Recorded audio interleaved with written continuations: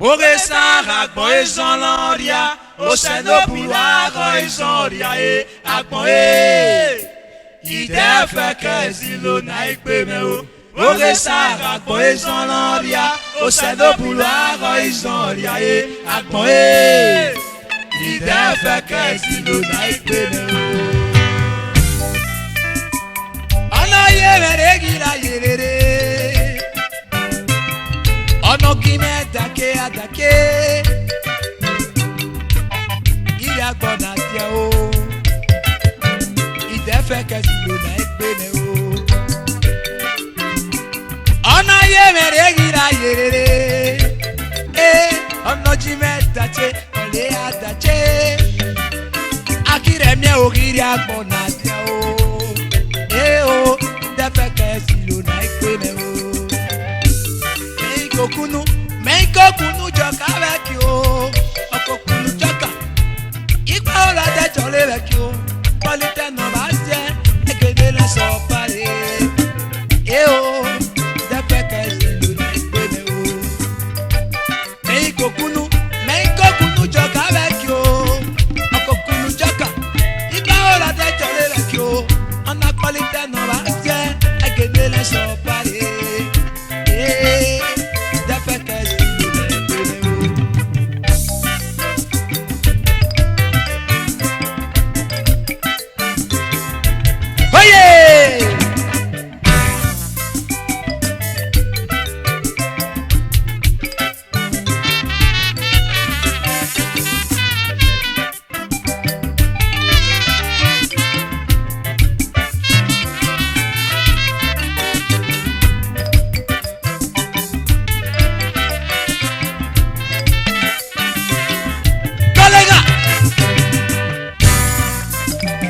Adegera go to ma.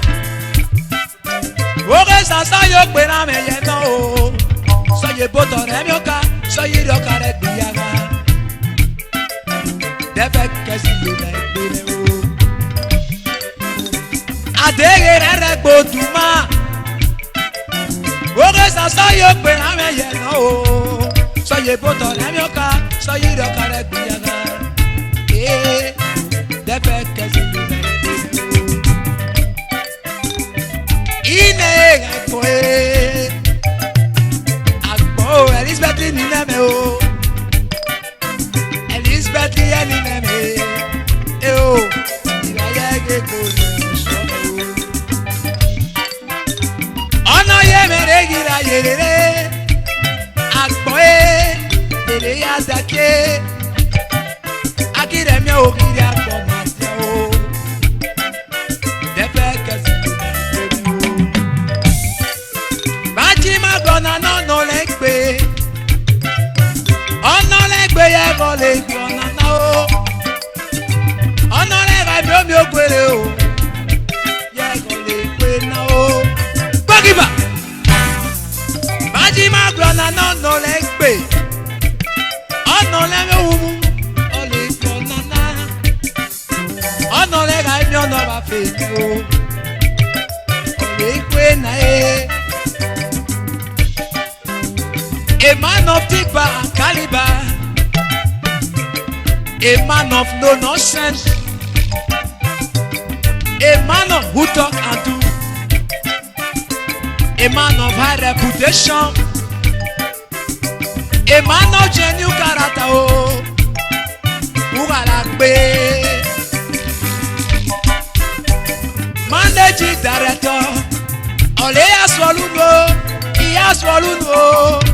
Enemo keke iya swaluno e koda pe e o ga ko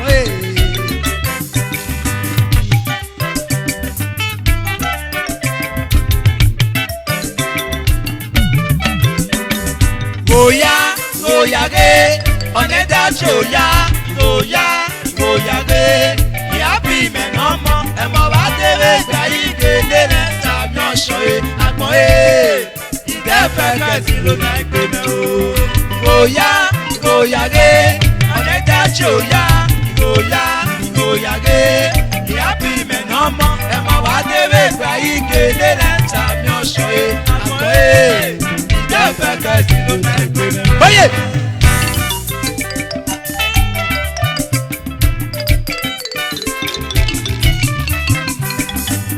Managing director, Jenset yo, Managing director, Engineer Tony Osa Jenset Nigeria Limited. Oleche, Emmanuel Tiba and Caliber. Oleche Jenset ye, Ononyeweko. Edeni Seko, Jenset iwajo ya lume o. Omume obegbe, ore meru omo. Oyere meru omi o. Jenset ye nera me. Ono sere na ikore mi. O sere ni efo. Jenset no mi afuta. Oyere bokpa futa me won pa na re pe mi o. Ono sere na ikore mi. Gosa, did it gosa for you. Gosa, did it gosa for you. Jenset no nyosa, now you pick up. Did it gosa for you. Afuta baba ni ma pele omo se pe. Ejina no no sta ma brother. Ayakata no ri repo. Ejina no sta ma brother. Onekpo ma gole gonna Friday uche.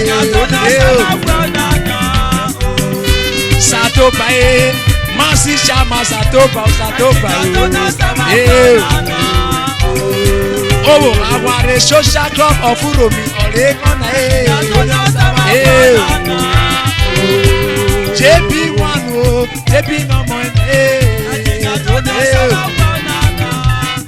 Ejina Okwesi no more.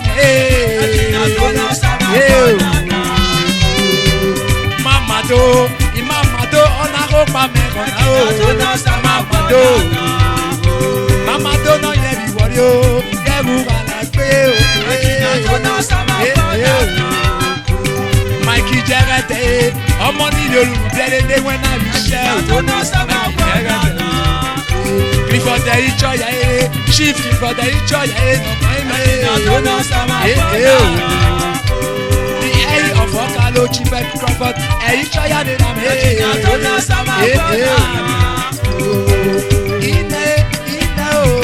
Omo Jebe Aye Kweni no mame Sunday Aliasaki Eisime no mame Lucky Music no mame Innocent innovation. Satoba ye.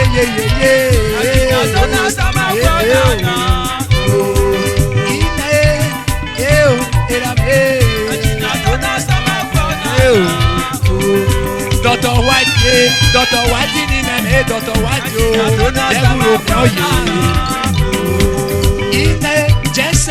Jenset.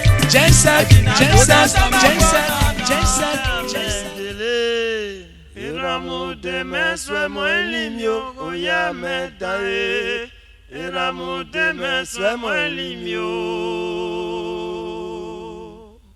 Yeva goya medele. Iramu de meswe moelimio oya metae. Iramu de meswe moelimio. Oya dangbe abamera ki miemi bo. Iramu de meswe moelimio. Oya meta abago yago. Abakwa gbonyor yaga sebale. Yeba go ya medele. Iramu de meswe moelimio oya meta e. Iramu de meswe moelimio.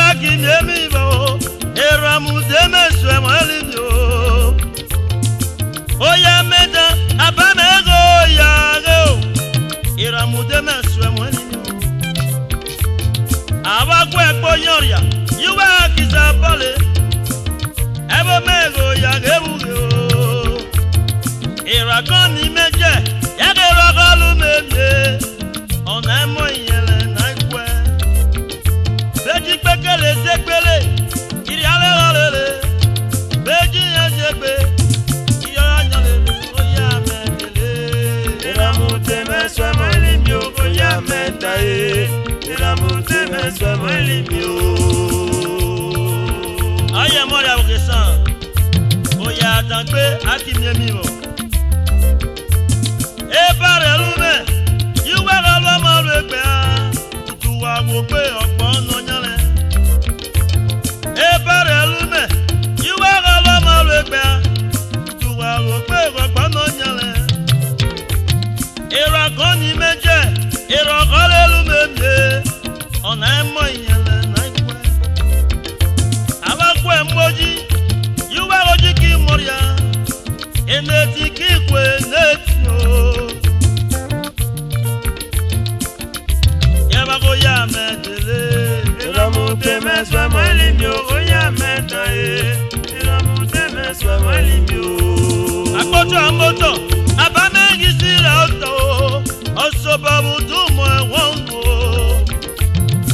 Uwa kpeme, yuwa suwa wo ale, okpeme hiye mime. Odede akodede, ojile dusana, onara mo yele na ikpe o. Odede akodede, ojile dusana, onara mo yele na ikpe. Oya medele, eramute meswe malimio. Oya metae, eramute meswe malimio.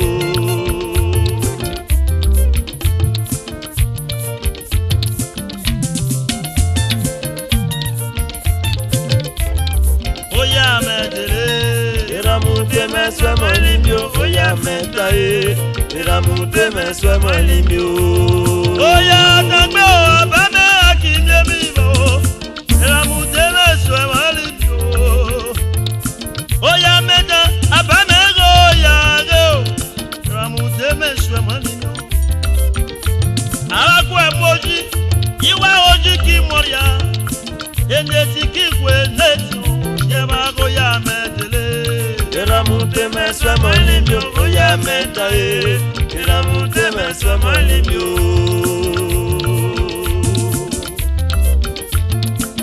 Okadu poro bayi mega kiende, ogbe moka yi mewo. Okadi mo, abayi mega kodo, ogbe moka yi mewo.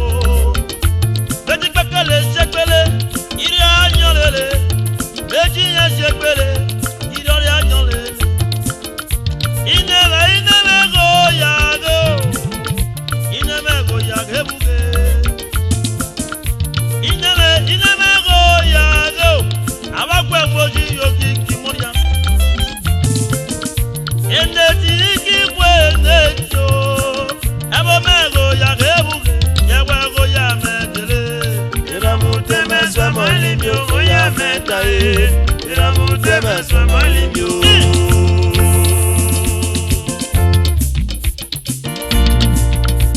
Oya dagbe o amye mi bo, bame go yage. Oya dagbe o amye mi bo. Ineme go yage. Oya dagbe o amye mi bo. Oya dagbe amye mi bo. Oya dagbe o amye mi bo. Ineme go yage. Oya dagbe o amye mi bo.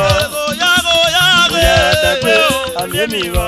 Ineme go yage. Oya dagbe o amye mi bo. Abame go yage. Oya dagbe o amye mi bo. Oya me go yage kabage. Oya dagbe o amye mi bo. Okosu me go yage. Oya dagbe o amye mi bo. Yaba go yage. Oya dagbe o amye mi bo. Eji me go yage. Oya dagbe o amye mi bo. Alida go yage. Oya dagbe o amye mi bo. Alida go yage. Oya dagbe o amye mi bo. Ine go yage. Oya dagbe o amye mi bo. Ine go yage. Oya dagbe o amye mi bo. Ine me go yage. Oya dagbe o amye mi bo. Ine me go yage. Oya dagbe o amye mi bo.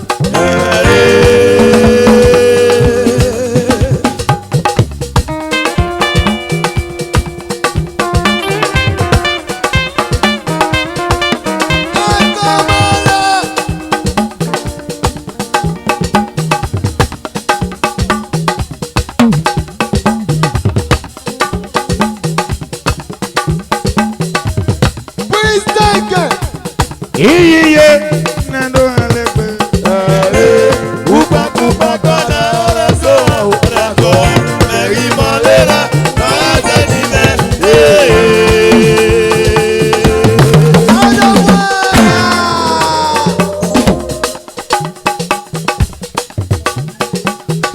Okay, shout hallelujah. Shout hallelujah.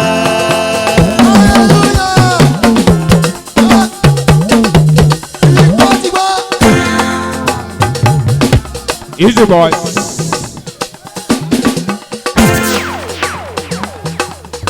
I leave you now. Mary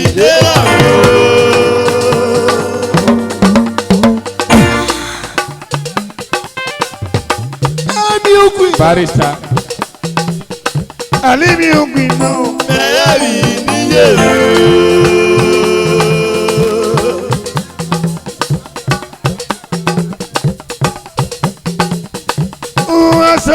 Utakame po ayariwa. I knew it.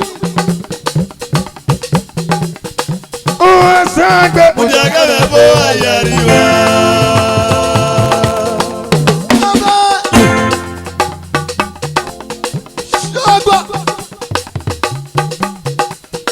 Alikene yaliyo. Ayi mo me pera yo. Camera people, I'm not playing for you.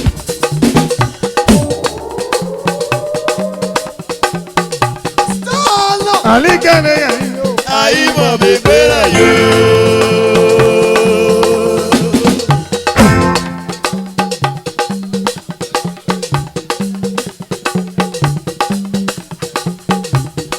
Wagana selebe akia. Ayi mo me pera yo.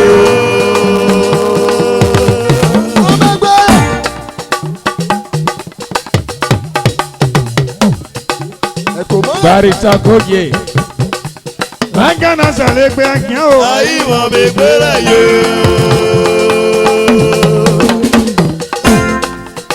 Ọba tẹkutẹku. Adamu ẹ. Barista Koje. Pari pari. Alimi ogun now. Mary dera ro.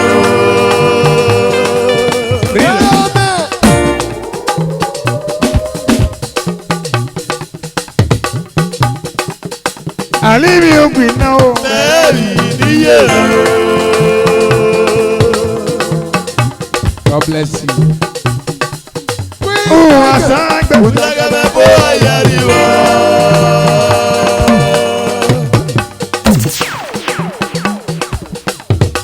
Odalo. Oh, Asagbe. Utakame po ayariwa. Alikene yaliyo. Ayi mo me pera yo.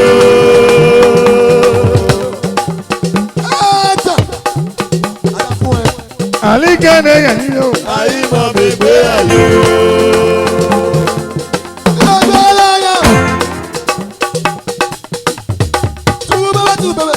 Alikene yaliyo. Ayi mo me pera yo. Princess. Alikene yaliyo. Ayi mo me pera yo. Hey. Yudayaba.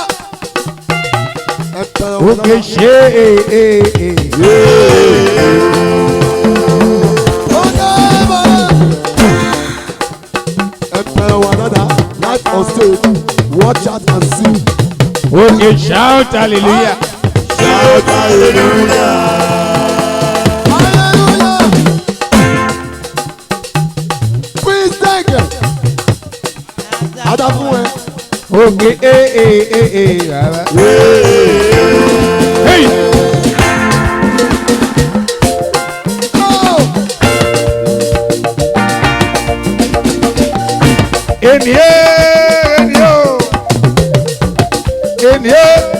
Eni no dialete.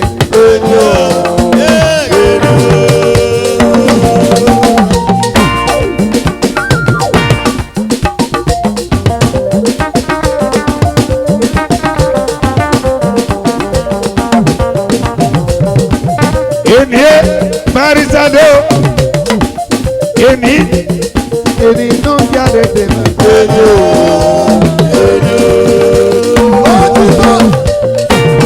Ó ti bọ̀wọ̀. Ó ti bọ̀wọ̀.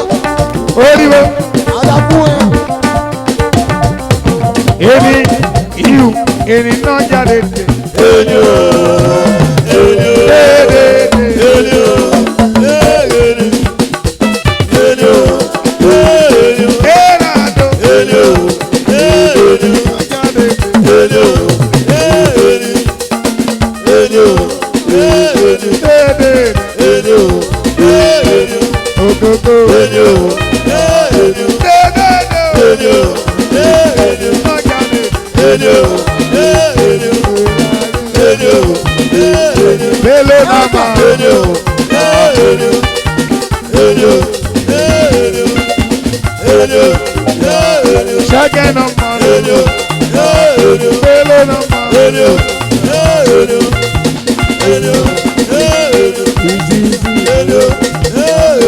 Glad it's love. Not get it.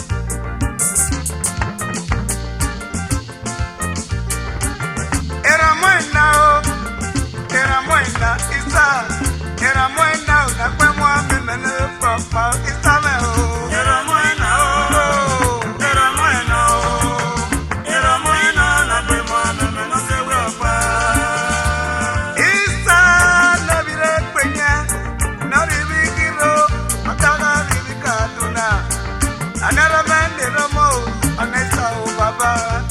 Yenu bana ko neramo na kwe mwami mena sewe opa. Yemja ko neramo na kwe mwami mena sewe opa. Isa o, no bigiro na o. Amo no le kwe apa, no le kwe no isa. Asari abe kwe, amena su kwa be kwe isa. Isa na no asari abe kwe.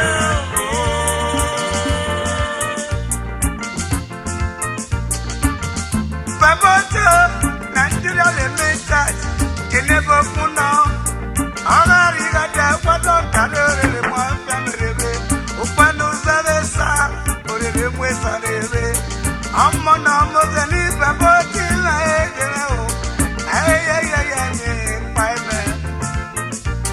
if Baboti Yake, Amona la Grappa, Amona la Gwen, and Baboto, Baba. Asariabe kwena amena so kwabe kwe bebo Saboti masoriabe kwe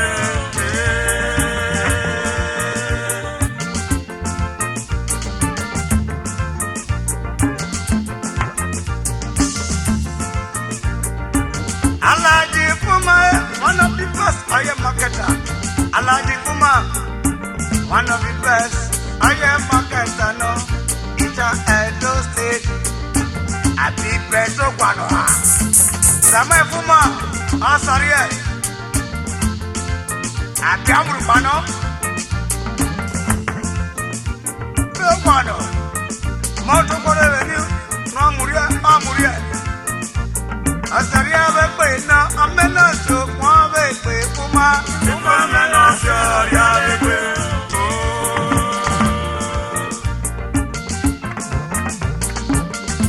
Babuwa, God in the Jagwe, Obi Muna, Adari, Potaka. God in the Jagwe, Obi Muna, Adari, Kaduna. As a Nulu Mega, Ponapo, God in the Enebo Puno, another God in you. I Jagwe, and Javana, God in the Migate. Asaria, now, I'm not to Quave, country.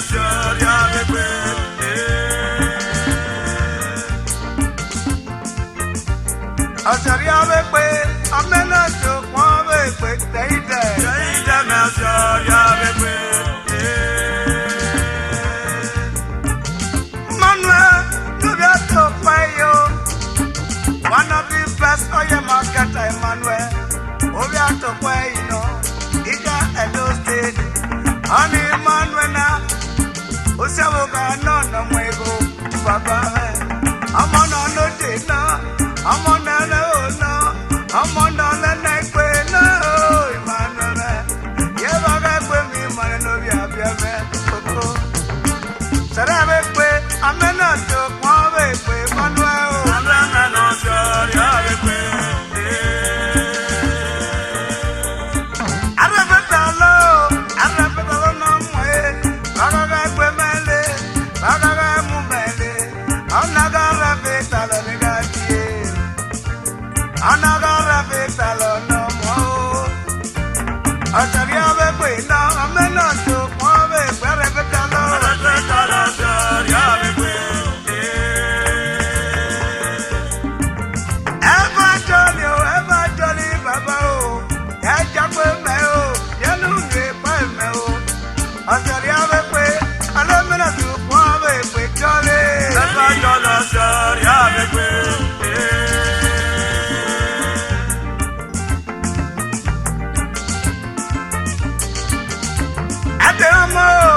Ọjọ́ báyé, abólúṣẹ́ ìwẹ́rọ̀ṣẹ́ rẹ̀ pààyà. Ọjọ́ nílẹ̀ ọmọ, wàsọ́pọ̀ òkìtà máìkà bọ́nàbọ̀. Sylvester máyé, lórí rẹ̀ wà pọ̀ o. Yóò wàsọ́pọ̀ òkìtà máìkà wákà. Àgàlẹ̀ máyé, lọ́bí èrè màdó. Yeah, Bolusa, what all the one, oh my God. I may do my no be for it.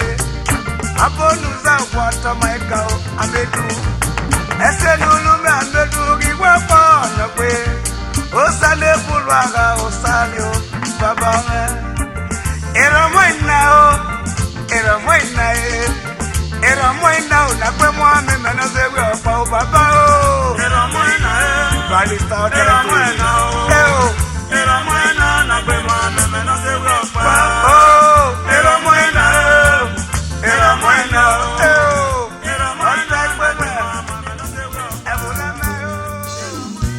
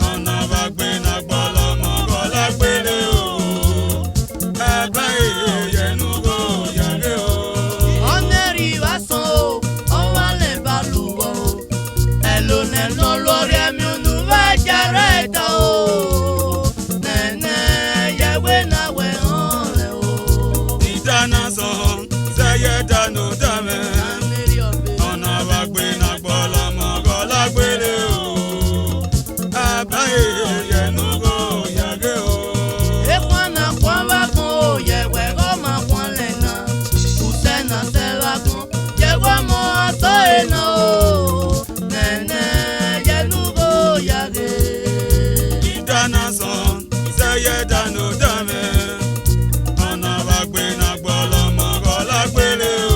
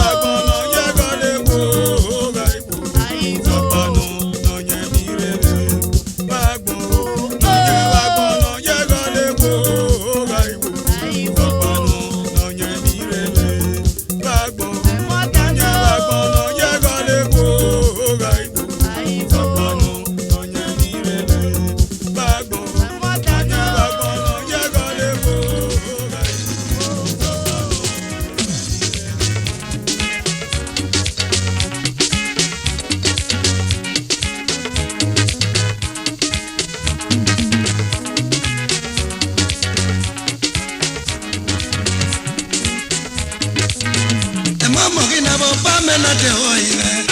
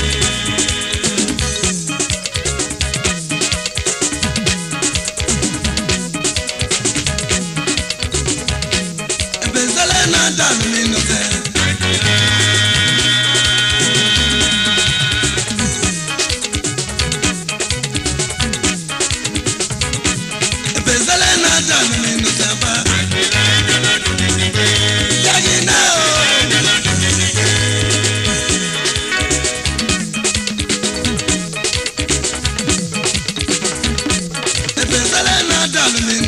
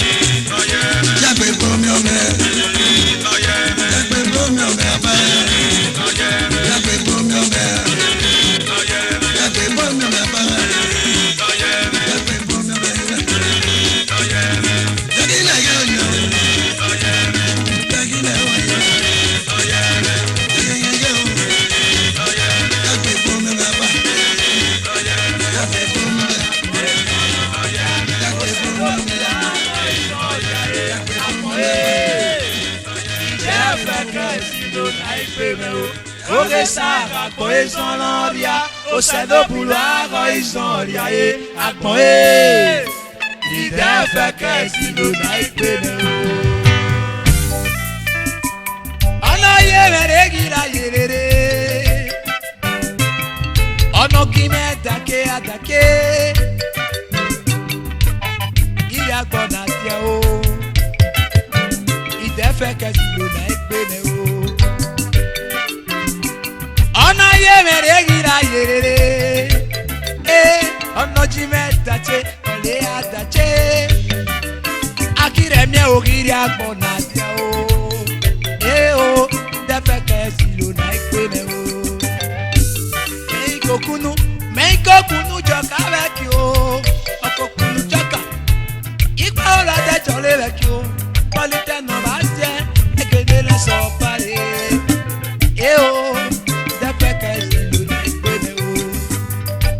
Meiko kunu joka veki o, oko kunu joka. Iba ola de jole veki o, ona qualite no basje, egede le so pare. Defeke silo na ikpene o.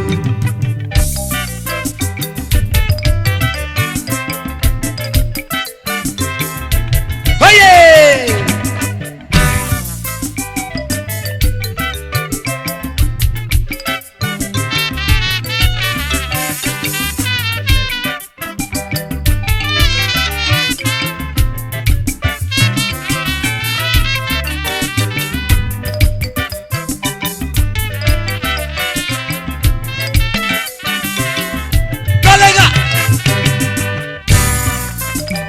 Adegera kotuma, oge sasa yo pena me yeno o. Soye boto remioka, soye roka re biyaga. Defeke silo na ikpene o. Adegera kotuma, oge sasa yo pena me yeno o.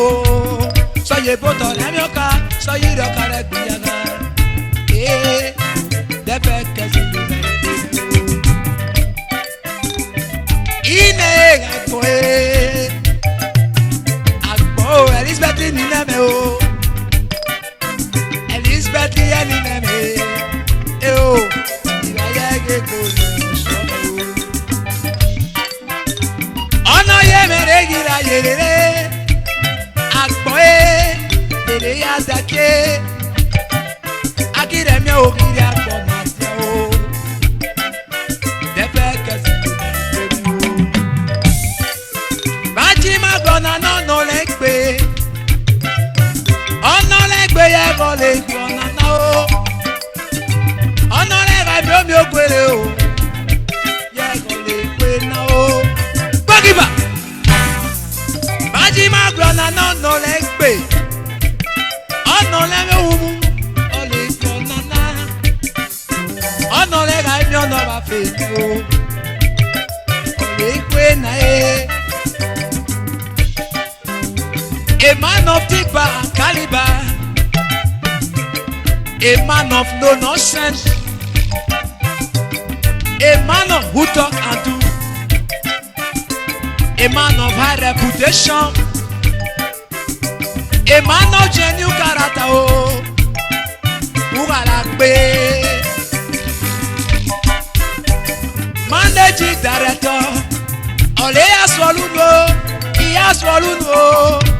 Enemo keke iya swaluno e koda pe e o gbo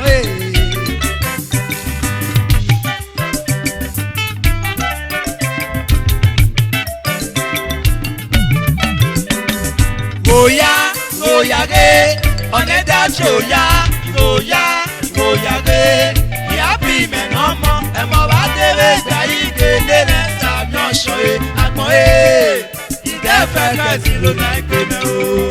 Goya ge, oneta choya, goya ge. Happy me no mo, e ma wa debe gba ike le lenta mi o so e. Akoe, defeke silo na ikpene o. Oye!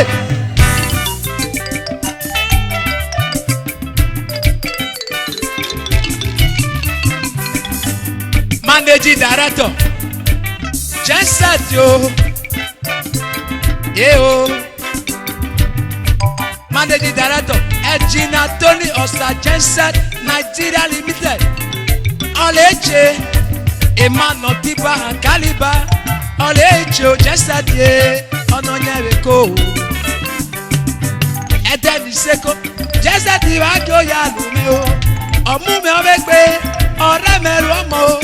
Oyeremelu omi o, Genset ye nerame.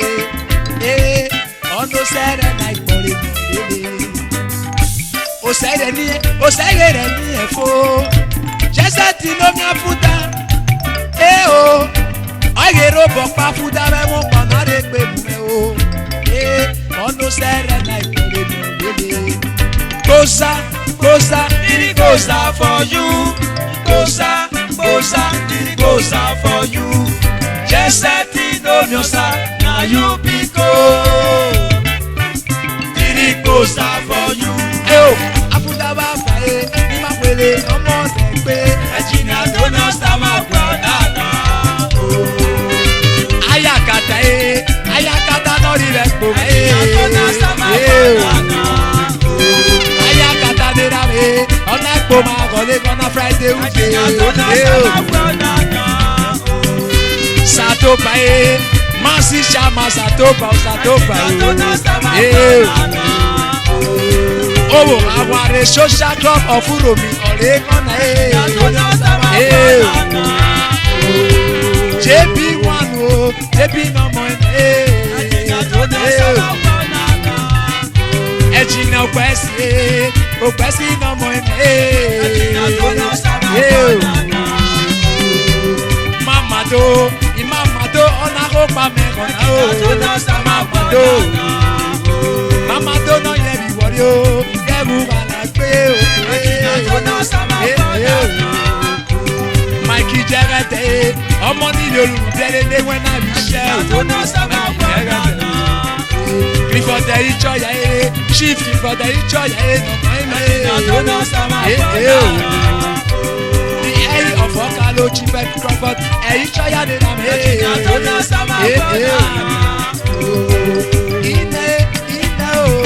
Omo Jebe, Ayekweni no mame, Santé, Alasaki, Eisime no mame, Lucky Music, no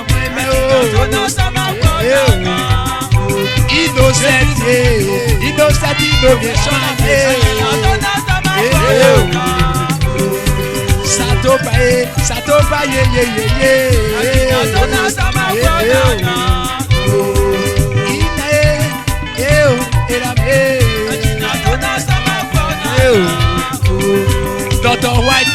Dr. White in name, Dr. White yo. Devil know Genset.